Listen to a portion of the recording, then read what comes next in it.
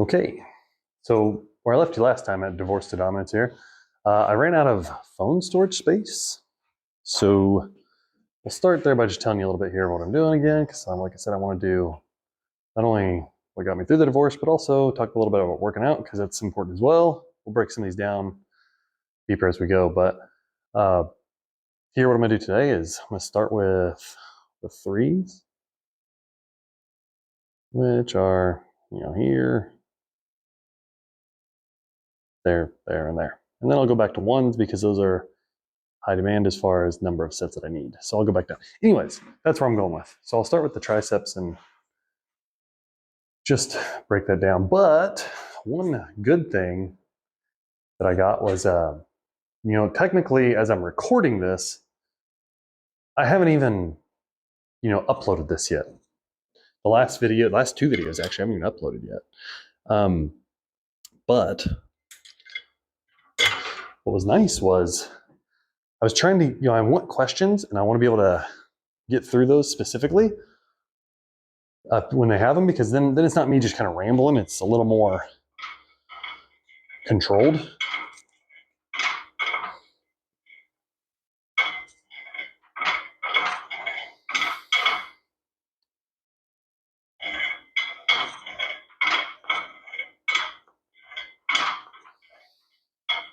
Let's see if it's a little quieter on this side. Is it? Oh yeah. We're gonna switch over here. But yeah, so I got a question, which from just happened to be as I'm starting this channel and starting to make it a little more widely available.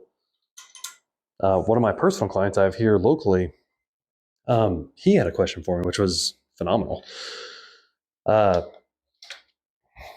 Something just for a little frame of context here, or frame of reference. He's somebody I've known for a while. He saw my journey, he saw what I went through, and he watched me go through it and watched me go down and watched me go up. So he knew what I'd done. And then, like I said, in person wise, I've got some clients that I train, that I have group calls with. We're able to message each other, have a little more close contact, and that's kind of where he comes from. So he's not just a random guy off the street ultimately, but when we meet up once a week for our call, he asked me specifically, what in the early days got me through my conversations with what would be my ex-wife very shortly. Officially on paper, we weren't separated, but as far as the world was concerned, we were separated. And honestly, as far as I was concerned. But when he asked me, I thought, oh wow, that is such a specific question. I have not in these videos covered that. I was kind of glossing over these little granular details, but it seemed perfect for this time of where I'm at in these videos and these early stages. So he knew that I had been married for 10 years, had been together for 14 at that point, and had 3 kids. So he knew that I wasn't just getting a divorce and never having to worry about that human stepping into my life. I couldn't just avoid her. So he's dealing with the same situation. He's got kids. He's getting ready to get a divorce. And he's going through that battle. He's going through the daily interactions. And that was why he asked that question. So specifically, it's not easy. There's nothing easy about that. It's not simple. It's very hard. Now it's pretty clear and succinct what I need to do step by step, because I do it daily. But it was not easy in the beginning, because you're still dealing with new emotions, going through the waves of, am I making a mistake? Am I not making a mistake? Those, you have that vibe of like, screw them forever. I don't care about them. I'm not worried about them anymore. They're nobody to me. But also 10 seconds later, you're thinking, oh God, I think I made a mistake. Oh, I want them back. And all you can think about is the good times. But then you think about the bad times. It's just such a whirlwind. It's such a up and down roller coaster of emotions. But the first thing that I told him that you got to do when that message comes through, because that's how it always starts. And nowadays, in these days at least, the message. It's not somebody knocking on your door. They don't show up anymore. You don't have that space that you used to have. There's really no downtime. They can reach out and get a hold of you whenever. And honestly, since you have kids, they're not really wrong for doing so whenever, because there might be a moment that there's a question about your kids, and it's important that you answer, or you try to, the best of your knowledge. So you can't really ignore it. Now, having said that, those were the early days. And in those first days, I guess I should get a little more clear here step by step, is in the early days, there's really only 3 options. Number 1 was ignore it completely. And I mean ignore it. Like, don't even look at it. Don't even act like it's happening. The message goes off. You don't even look at it. You don't even acknowledge it. You delete it. Those are options. Again, since you have kids, that's not really the best option, because what if it's important? And that was the problem that I ran into, was what if it's important? But I did that. I did that at times. I would see that the message wasn't important, like on the little pull-down menu on the top of your phone, or maybe there was something that just happened with the kids, so I knew it couldn't be super important. So I'm embarrassed. I would ignore them. So that was option number 1. Number 2, the second option was to open it up immediately, handle it straight on. The problem with that was going back to skills. I didn't have the skills to open it and not be triggered. I didn't have the skills to open it and not be wrapped up in whatever emotional tie that was going to happen there. Like I just couldn't create that space between incoming message and my reaction, my emotional reaction. And again, emotional reaction doesn't mean bad. It just means something.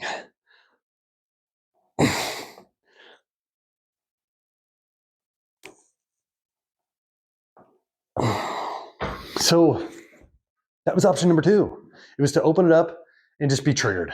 Am I pissed? Am I happy? Am I emotional? Am I sad? That was option number 2. And then option number 3 was handle it the right way. The problem with option number 3 is I didn't know how to handle it the right way. Honestly, I didn't even know there was a right way. I just had what I thought was the right way. Which, spoiler alert, what I thought was the right way, guess what? It wasn't. I didn't know what the right way was at all. So, when I got past the ignoring it side, and I started to get into the open it and just dive straight into it, boy, I dealt with all the emotions. I dealt with all the pain, the regret, the anger, all that. But from there, it just became obvious that in those early days, I'm like, when I say ignored and then opened them straight up, like those 2 options, those are the only 2 I knew how to do. So that's why those are the only 2 options. And most people only know how to do those because their frame of reference isn't one of a learned experience as far as in a divorce field.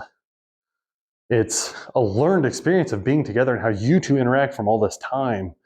You default to your reactions. That's all I would do.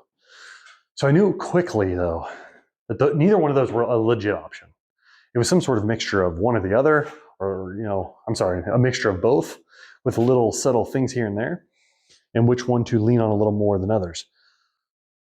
So what I started to do was realize that, okay, how the hell am I going to get through this? Because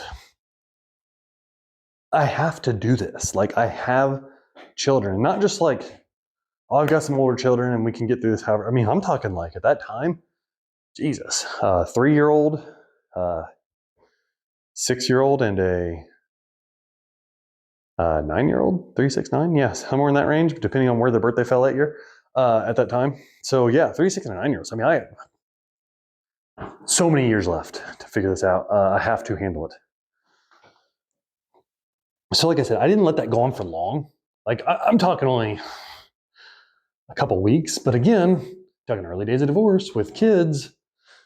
So when I say it went on for weeks, which is not very long in the big picture, but you're talking 4, 5, 6, maybe 10 times a day, I'm getting messages.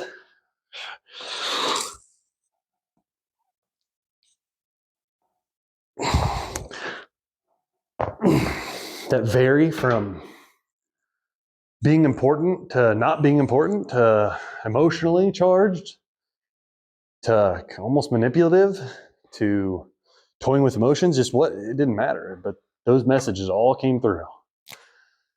They all existed in that time period. It's worth saying too right now, when I say emotionally charged and all that kind of stuff, I need to be clear now, knowing what I know, that that wasn't the goal of her messages. Her goal wasn't to do that. Like, she wasn't trying to make me feel bad, or maybe, you know what, maybe she was, I don't know, but it didn't matter because that wasn't,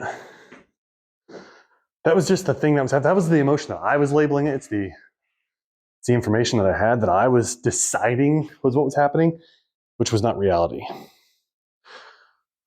So the sooner you can come to that conclusion that you're just speaking this into existence, you're just like, when that message comes through and you say, oh, why would she say that? She always does this. It's like, she didn't send you a message first and tell you, hey, just so you know, this message I'm about to send actually originated from a place where I want to make sure that you feel bad. I want to make sure that, you know, you're in the worst place you can possibly. I want to make sure I keep emotionally hurting you, and then by then mentally hurting you, which ultimately beats you down even further. Okay, you ready? So I'm going to send that message now. So here we go. Read it and read it from that context. Like, that's not what happened. I would place those meanings on top of messages or events or occurrences or meetings, however you want to call it, with her, and it just wasn't right. I was hurting myself by creating a narrative that wasn't real.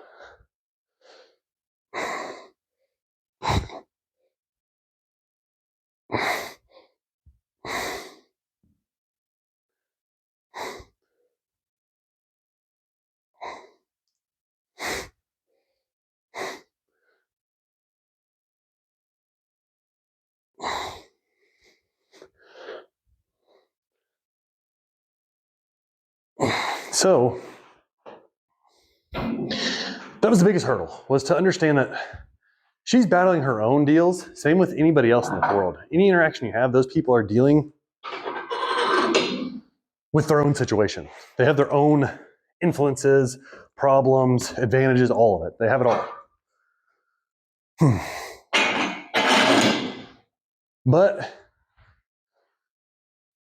when that clarity came, it allowed me to create that little bit of space, the tiniest amount of space to say, okay, take the emotion out of it. Try to be a third party. Who is this human? She's this, that's hopefully this. And that's where this discernment started to come in. That's where this whole, what was this message about? What do I think the goal of it was? And so I would open it. I needed to start to handle my messages head on. Now, head on immediately didn't mean open it wide up and read the whole entire thing. Sometimes it meant opening the little window on top of my phone that just gave me the first little paraphrase of the message or the first couple lines. And if it said something that I could tell right away, that had nothing to do with the kids, that would be where I would say, okay, this is not important right now. This is a different type of question. It doesn't have to be engaged upon immediately by me. But if I did open those little tiny bars up and it said something about the kids, or that felt like it was about an event that was time sensitive, okay, then I would open up and read it all. And those reading that's my first step. And then when I would open up and read it all, I would take that time to create that space in between messages, or in between input and how it was affecting me in output emotionally, into the world. So when I was so each time I would read that, if I decided it was important enough, when I felt the emotion come up, that was another one of those, habit loop triggers. It was worth taking that time.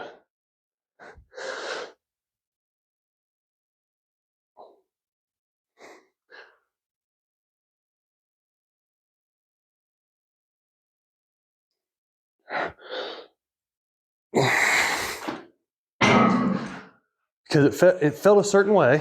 So I said, okay, now I feel an emotion. Because remember what we talked about before, there's anchors. There's anchors everywhere for everything.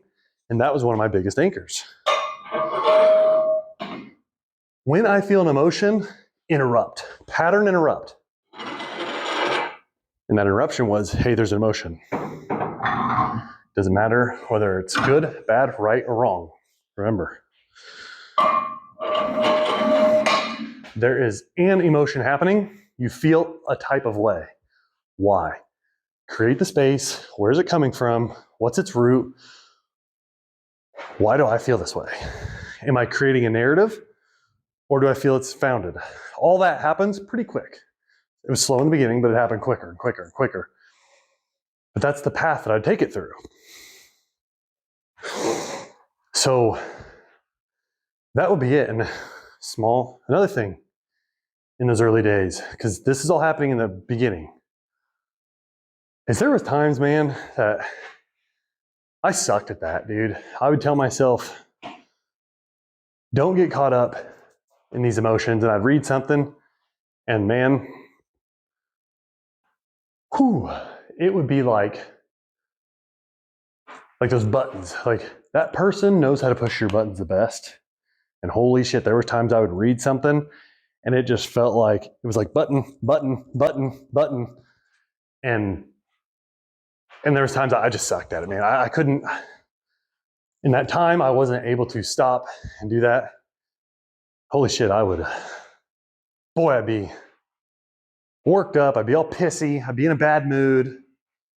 No one wanted to be around me in those moments. I would just disappear. If I'm at my job, nothing would get done. And if it would get done, it wouldn't be efficiently, or it wouldn't be good for that matter. It'd just be done out of anger and spite.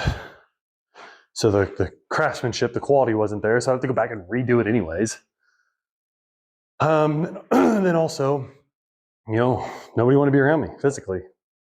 When you're putting off that kind of energy, it sucks. So remember that, that's going to happen. This is all learning. You don't hear this and then it happens overnight. But hopefully you hear this and you have a framework to, include it into your own life and kind of plug it into your own personalities and hopefully make it as efficient as you can for yourself. But so when I would get just super pissed and just not fun, I would revert back to being a dick, probably not eating my food because I let my emotions get to me, which then would kill my appetite, or it would increase my appetite because stress levels were through the roof. So I, would crave garbage pretty much, sugars, fats, things like that I didn't need. All of these triggers would start happening. Boy, you talk about like a cascade down, because your body knows those. Over time, those are learned activities because most people are doing that. It can revert back to those quickly. And it knows it'll give you a temporary relief from this emotion that you're feeling right now. So that's what the body goes for, is optimization. So the quicker it can make you feel away, it will. So that's what it does. It's a learned activity, but it's a little bit different. So anyways, all that's just said just to let you know that, man, it happens over and over. And if I'm being totally transparent and honest, there's times today, this very day, that there's times that a message will come through and it makes me react. And I fall victim to the initial emotion within, not even what feels like not even a second.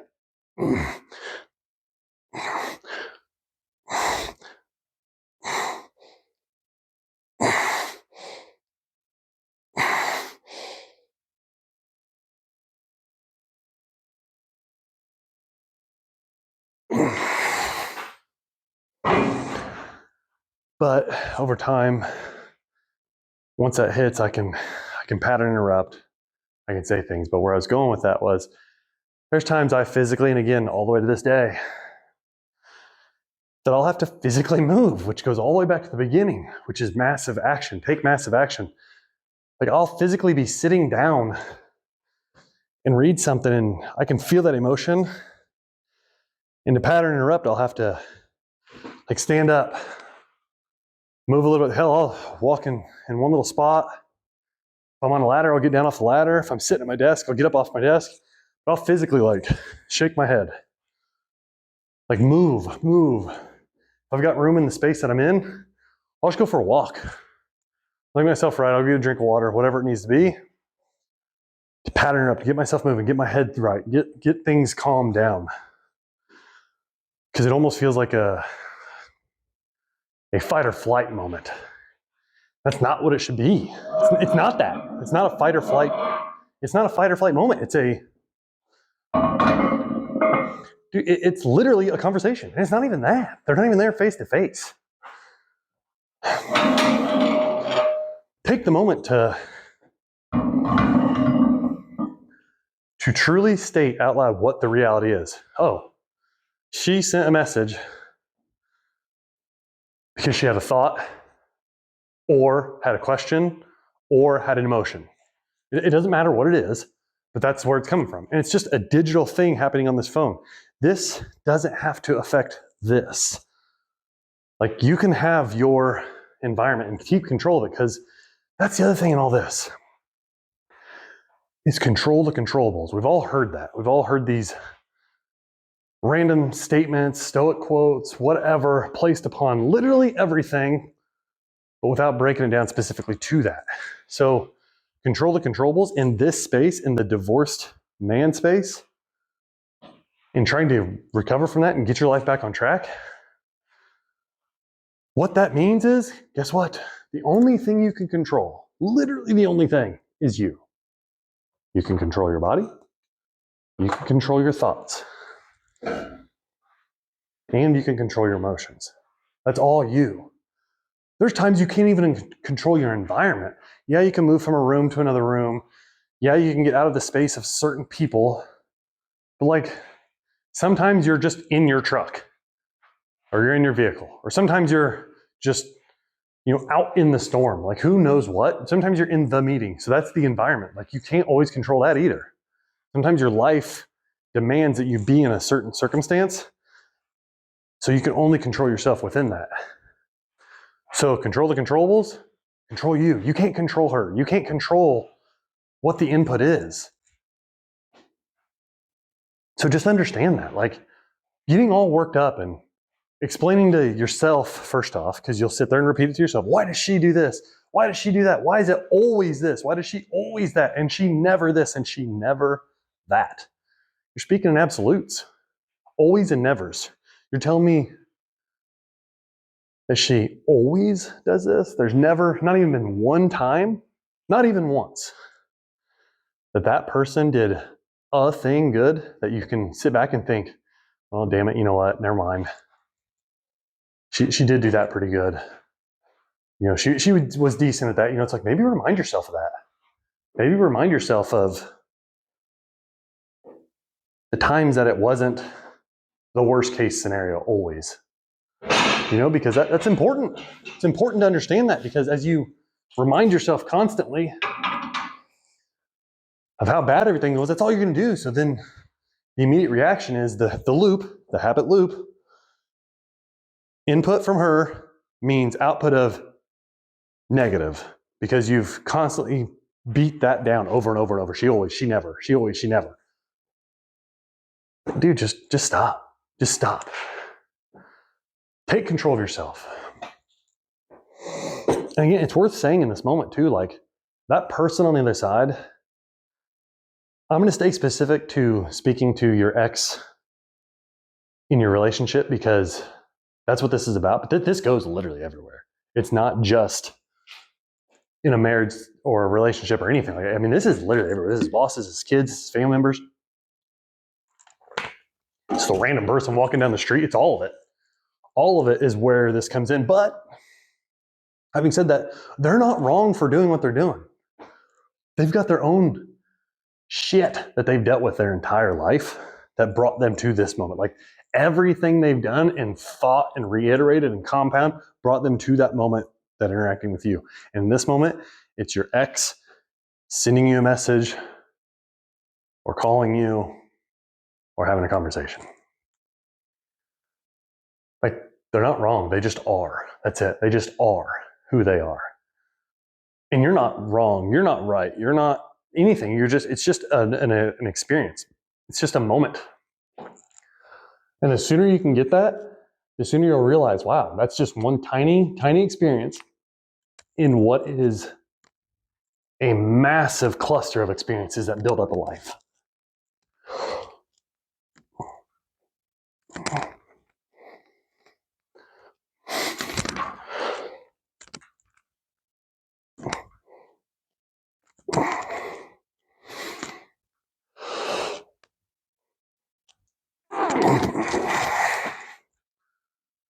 Just remind yourself of that. Again, habit loop trigger. Up, emotion, I'm feeling emotion. That's what it is. So as I was talking to my friend about this, when he asked me this, I'm telling him these things and you can just see it's starting to click. He's starting to understand that. I get that. Like he even made sure to say, I've heard this in other spaces and I've heard it, whether it be business, whether it be side jobs, whether it be shit, anything for that matter. I mean, literally all of it. He's heard it in different spaces galore. Because it's right. It's good advice. It's the right advice. And he just never heard it specifically applied to his situation. So you could see it starting to click. He knew then that, okay, when the very next message comes through, I don't need to hurry up and jump on it. Like I don't have to.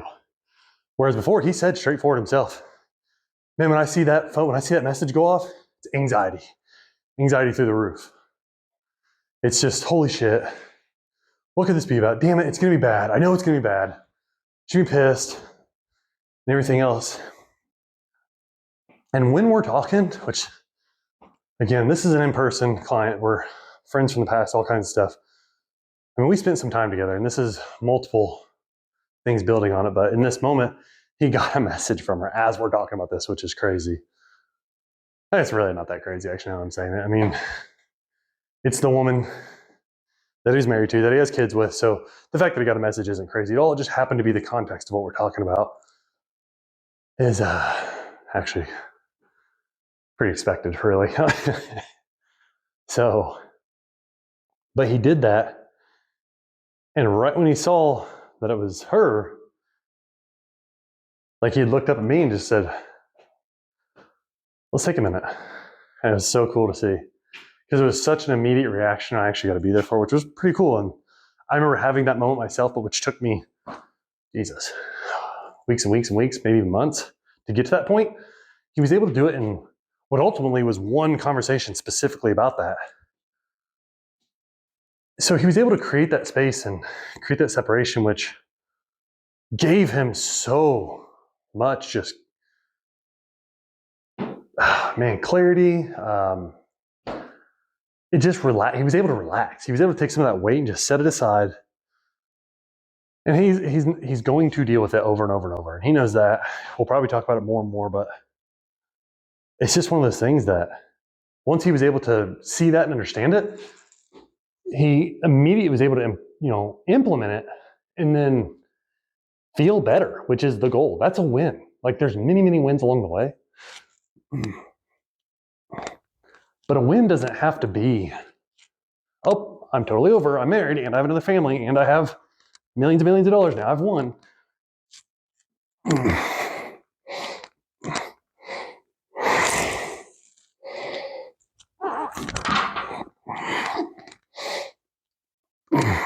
Like a win is just that. Not being triggered. Not being controlled by something. Make sure you write those wins down. Make sure you acknowledge them because they're important. They're big. That's a win, man. It's a serious win. And honestly, this scales. So when it came from messages, he was able to do that. One of the next things he's going to deal with is the in-person anxiety, because the message, you can take that time. You can create a gap, because no one can tell you, why didn't you message me back within 20 seconds? Nobody can tell you that because they don't know what you're doing. They can make assumptions, which whatever, that's on them. But when you're face to face, that's a whole different thing. You can't just, when somebody asks you a question, stop and stare at them for what could be 20, 30 minutes before you come to your realization. But you can, however, do small things. Remembering that when I was sitting taking messages and the anxiety would hit when I'd see it and I'd have to stand up and move, like I would do that in conversations. That might be weird, but it's what I personally had to do. If we were standing at a ball game, that was a great example. She would talk and I would just have to keep myself moving, look around. My eyes would move a lot. I would never lock in. It was just things to create the movement, to create the motion, to keep the blood flowing, to stay centered on myself, to keep my mind within me and not too influenced externally, because as I'd be moving, just like I am now, it would just be these movements that kept me grounded, that kept me within myself, kept me within my body and my mind. So then I was able to think clearly when the questions would come, and I wouldn't react, especially in a public setting, which is massive. A lot of people struggle with that, which can be a whole nother anchor. Even if you aren't good at keeping your emotions in check, hopefully one of the biggest anchors you can come into is just, I'm not going to make an ass of myself in front of all these people where my kids are and all these other people are. It's just not good. It's not who you want to be. It's not who you are. There's no desire to be that person. So don't. Just make that rule right now in the early days. I'm not going to be that person that's going to get in a screaming match with my ex in front of everybody. It's not going to happen. It's not allowed. It doesn't matter. It doesn't matter how emotionally charged I get. It doesn't matter if that person is literally hitting the biggest red button on you over and over. And I mean just beating the shit out of that button. You're going to absorb it. You're going to process it. And you're not going to lose it. You can store it back into memory to have that conversation for later. But you're not going to let it affect you there and get into a big argument in front of everybody. It's just not going to happen. So those were my early stages of that, like how I started to get through it. Again, it was just recognizing the emotion and making sure that I didn't become a slave to that emotion. When that emotion came up, it was my habit loop trigger. I knew that the emotion came, which meant, I'm going to do something that I'm not probably going to be in control of because there's an emotion. Remember, right, wrong, or indifferent, good or bad, happy, negative, sad, all of it. All those are emotions. Take a moment and breathe.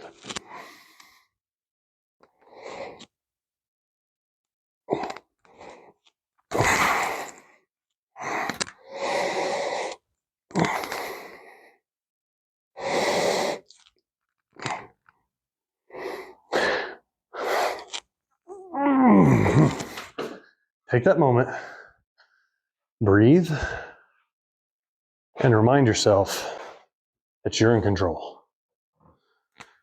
You have time. Give yourself that space. Start to practice that. While you're doing that, remind yourself that person's just running off their own stuff. They aren't right. They aren't wrong. They just are. Their thoughts are their thoughts. Their emotions are their emotions. Their reactions are their reactions. Nothing else, nothing more. So do not get caught up in that. Absolutely do not. Remember, you're not right. You're not wrong. You just are. These are just events. These are just things happening outside of your environment. Who cares? Take control of yourself and handle that. From there, take the information and work through it step by step. What is my goal outcome for this conversation? And apply that to what is my goal outcome for this scenario, which is you dealing with your ex in a divorce.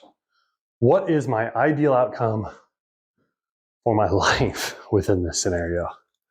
Who are you wanting to be in the scenario of a divorced man dealing with his wife, ex-wife? And in this specific question that my client had, how did you do it in your conversation with your ex-wife daily in the early stages because you had kids and you couldn't avoid it? I knew who I wanted to be. Again, you know what? All this stuff was learned. It wasn't, I made the decision to happen tomorrow. There's time involved in here, and it was a long amount of time. I'm hoping to condense that and consolidate it. But now I can say that I knew who I wanted to be. I knew the direction I was heading. Again, I knew the target.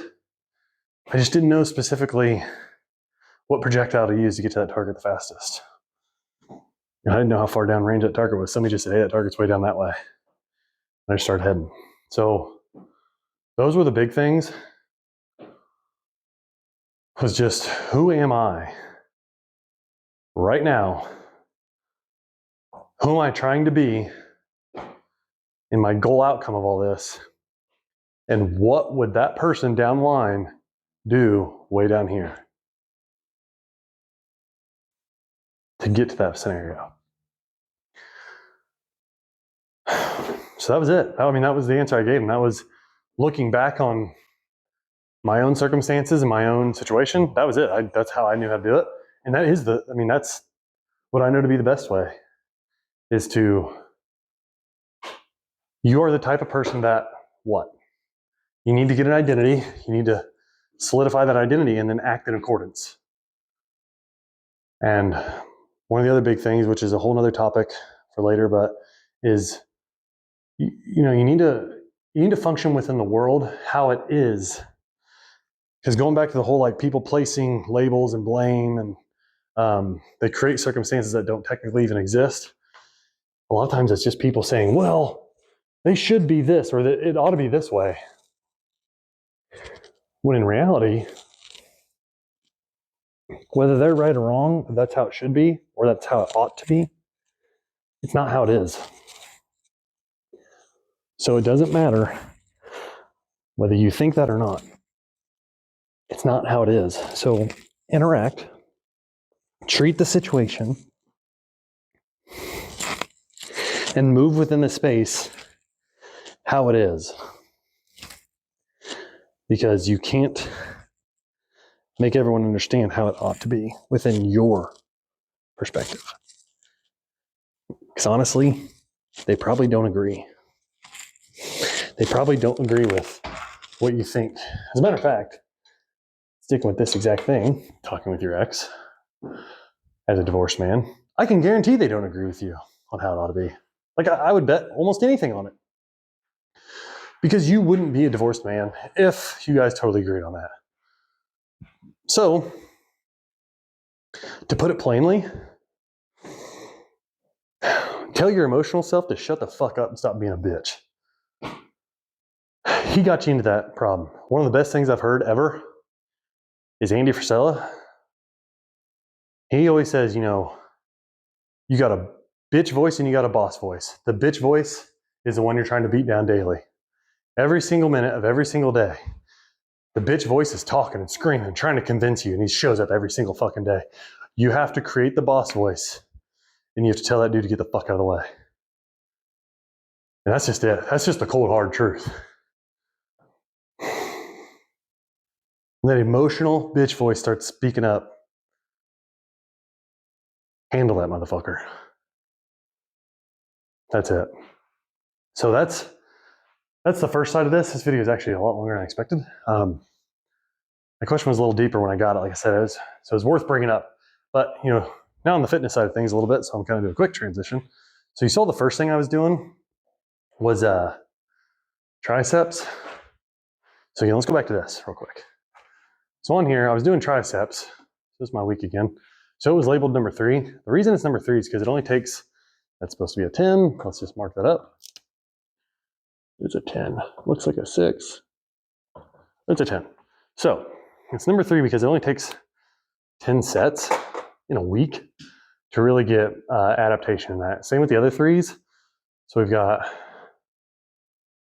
3. It's in order of importance. That's number 3. These 3 are.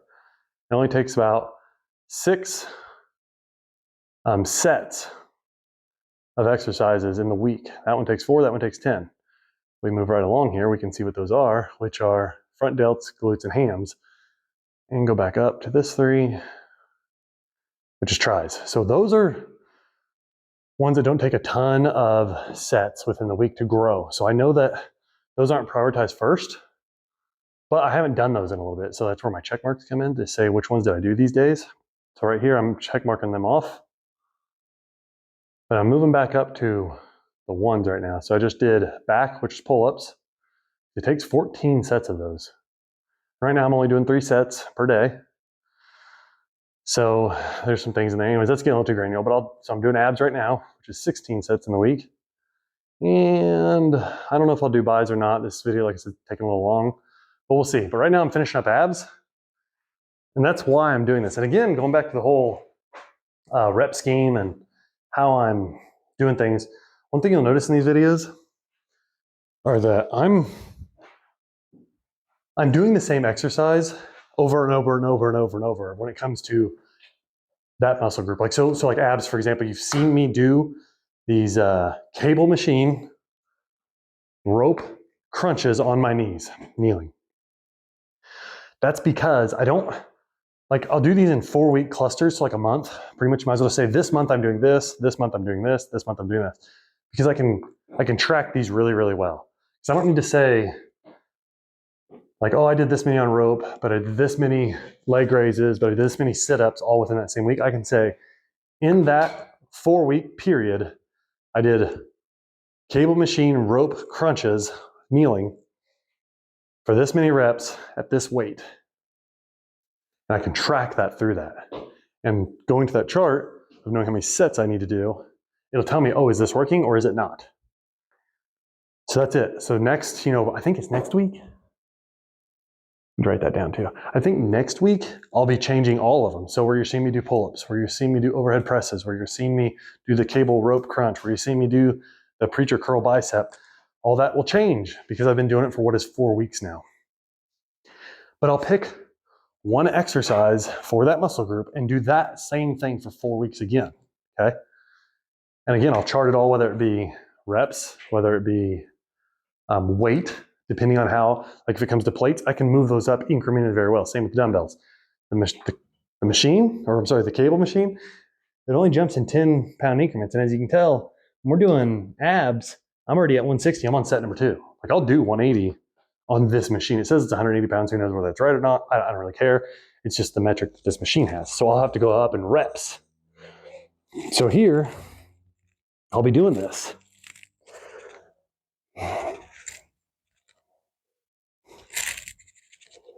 It's controlled. It's not as fast as I can. It's not garbage reps either. The whole goal of this is, since we're doing whole body,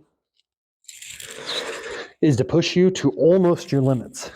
one thing a lot of people like to say is RIR, reps in reserve. And you'll hear a lot of people speak that way because, number one, it's common in the fitness space. But in reality, I want to make sure that everyone understands what each term means, because again, everyone likes to just say it without explaining it. So let's just say what it is. I'm doing everything I can to the maximum amount I can to where I have like 1 or 2 reps left. Like when I do my last one, I could maybe at most, gun to my head, get maybe 2 more reps. I'm doing that. I'm doing that across everything. I'm doing it across all of it. So whatever weight I pick, I need to push myself each set until I can do almost to failure, which is in my head. Man, do I think I can maybe get 2 more? That's where I'm stopping. That's it. That's the magic. So for this specifically, in this crunch world, sounds like a rapper, but that's what I'm doing. So my weight stack goes up to 180. That's it. So I know that no matter how strong I get here, I'm limited to a number of weight. So I'm going to add on reps. That's what's going to get me. If I start getting to really high reps, I'm probably going to stop doing this. Or if you've seen weight videos, people cheat and put a plate on the pin, kind of team it up. I just don't want to ruin my machine. It's my personal machine. It costs a lot of money. And I don't want to ruin it. But yeah, so I'll start doing other things that are a little more challenging, a little more advanced, and you'll see me move through them, and you'll start to learn them as well. But that's where that goes. So kind of going backwards here, what did I start off with today? Triceps. So when I was doing the cable rope extensions, I knew I have an idea of where I can start because I've charted things, I've done things. I've done this long enough now because again, this is years of post-divorce. I've been figuring this workout stuff out. It's also years in front of that of just working out in general and personal training and, training clients in person, training online back then, and after the divorce, even up to this day. And, it's just it's all learned information. So I just have a good idea, a good handle on, I used to write it all down in a folder in a notebook. I probably have them somewhere if I can find them. I'll bring one like the next video, but I would have them all in a folder in a notebook and I would just write down on them. So I have a good handle on what I can and can't do for how many reps and how not. But there's times I'll go through and rewrite it down because I don't want to get into a groove of cheating myself, because you want to make sure you're growing. You're forcing the muscle into adaptation. So this will be the last set. I only do 3 sets as well. And I'll explain that a little more in a second.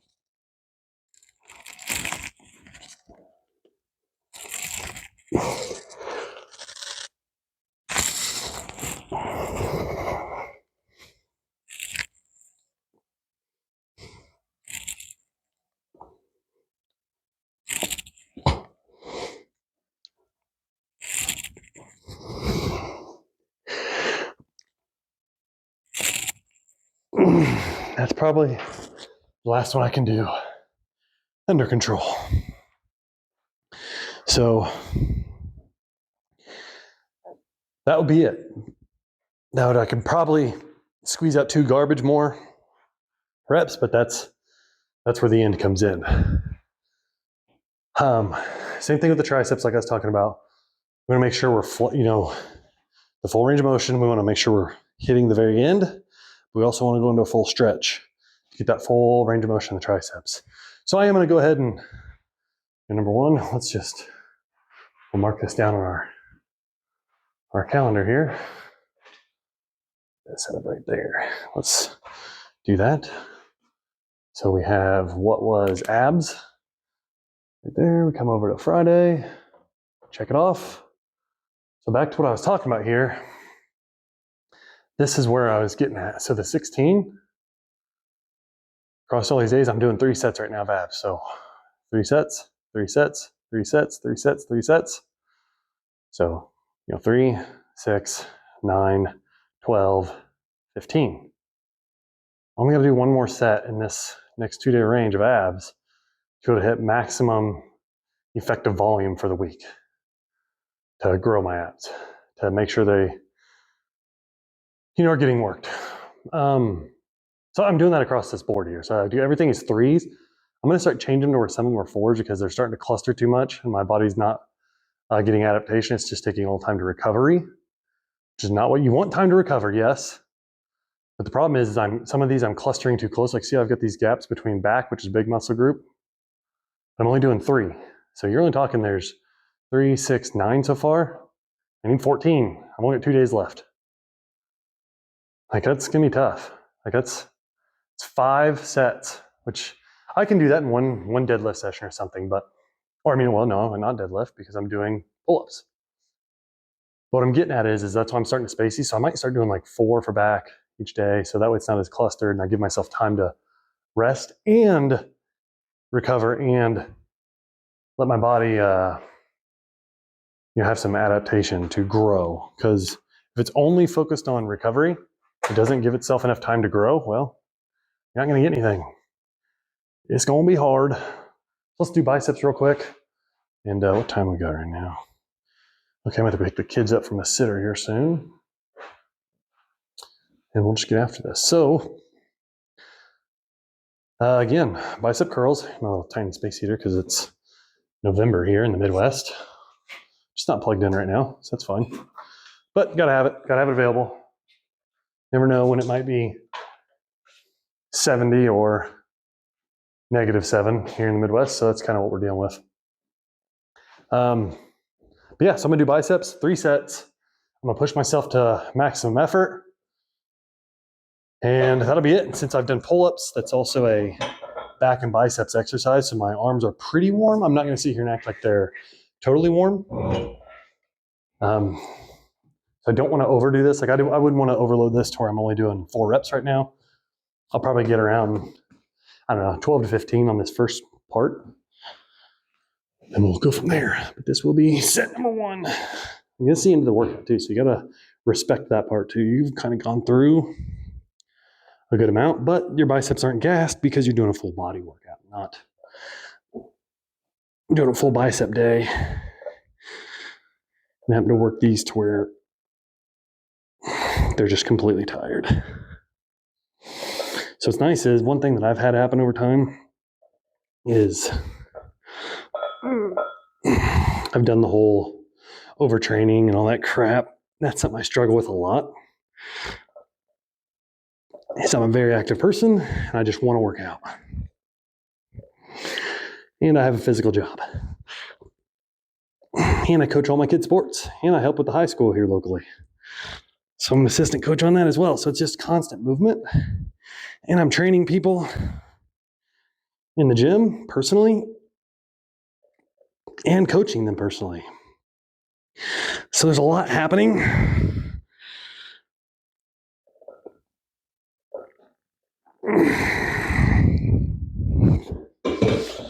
On a daily basis. So I'm very prone to overtraining because I love doing my workout. So there was a long time there that I was overtraining. I wasn't growing. I just constantly was healing, not giving my body the time to rest, recover, and grow. So I stayed very plateaued and wasn't able to grow at all. So I was doing this, I was spinning my wheels. Which the reason I talk about this at the same time as the divorce stuff is because I was doing the same thing in the mental side of the divorce. I'm like just spinning my wheels and going down, going backwards. So that's why this all goes hand in hand. Because the movement, the exercise is what helps you the most in the early days. And you don't want to compound a fucked up situation with not getting the results in the gym with all the physical hard work that you're putting in. You want to make sure you're getting those results, and this is how you get them. You gotta space things out the right way and do things the right way. Now, having said that, kind of going back to something I said before, was most people tell you why they're right and why everybody else is wrong. I'll tell you right now, this is the way that I'm doing it right now because I wasn't doing this before. If I had done this for the entire time, up until now, you would be seeing a totally different workout because my body would be adapted to this and my life would be built around would have been built around this. So I would have to change it around and all that because it wouldn't work. So that's why I'm doing this. And the one thing I will say is that in that space that I've been in it so long, most people don't talk about this. And there are a lot of studies that do show that this is one of the better ways to do things. Having said that, again, if you've done this for a long time, chances are something else works. You'll see along this whole journey, because I'm gonna show it all. You'll see as I change workouts, I'll get into ruts. It will happen. I don't want it to, and I'm gonna try to be in front of it. But I will get in ruts. And some of the biggest things that I can lean on, because again, habit loop triggers, right? I know one of the triggers is I tend to try to push harder in the weight side of the world and give myself less rest, which leads to overtraining, which means I don't grow. And I'll just keep trying to, eat less calories or some who knows what. But I'll do that, and that's when I'll realize, I got a pattern interrupt. I've been here before. I remember this. I recognize this. So then I'll lean on other things, like there's podcasts, there's YouTube videos like this one that are helping you specifically with divorce and helping you through your physical journey and mental journey, navigating that space. There's ones that are specific to fitness. And one of the better ones that I know of is Mind Pump. That group of guys, those 4,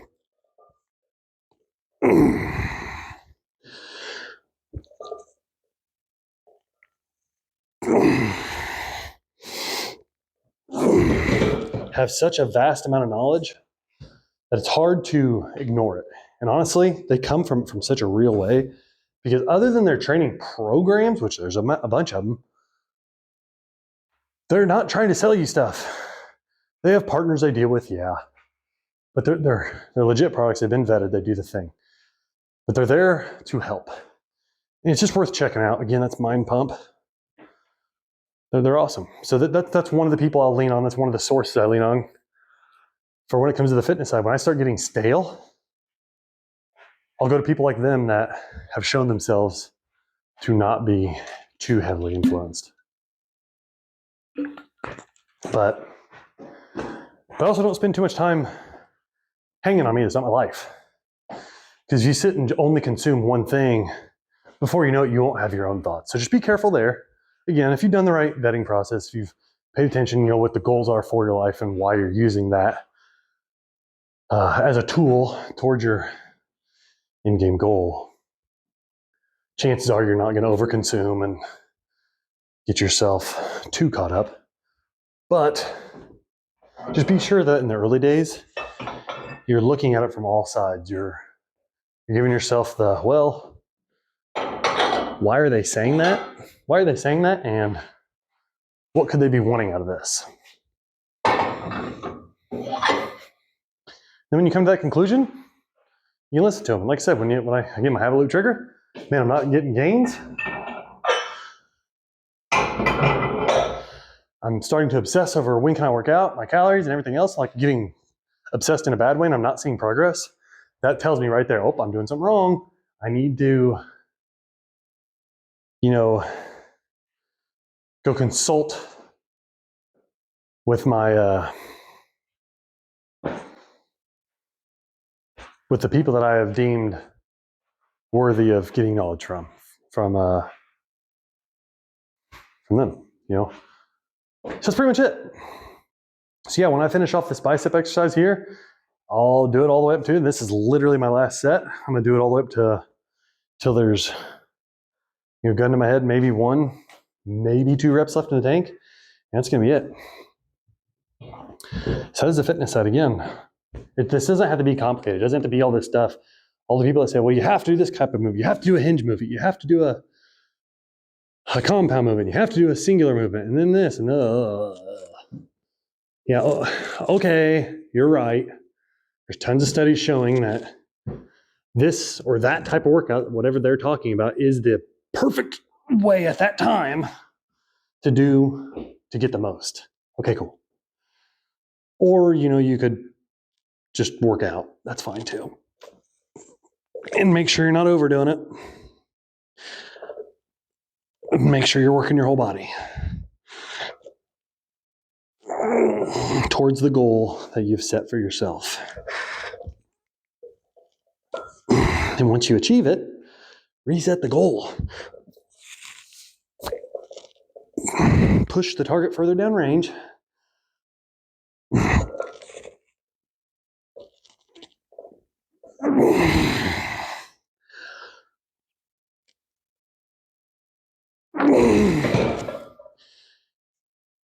And use your skills to get as far as you can down that range, and then learn more along the way to then hit said target again. The end. That's it, guys. See you guys, what might be tomorrow, might be the next day, I'm not sure, but I'm gonna try to get these videos uploaded over the weekend and hopefully start helping people. Because remember, again, I'm gonna have the email set up, chase@divorcetodominance.gmail.com. Actually, it's chase@divorcetodominance.com at Gmail. I don't know. It'll be in a link. But yeah, if you got questions, ask them. If you don't want to put them in the comments, I get that. Maybe you don't want to have that. Maybe you don't want it out there forever. Just send me an email then. But if you want to put them in the comments, do that. I don't care. Let's just get through this together. That's all I'm here for. Wish you guys the best. All right. Look forward to talking to you tomorrow.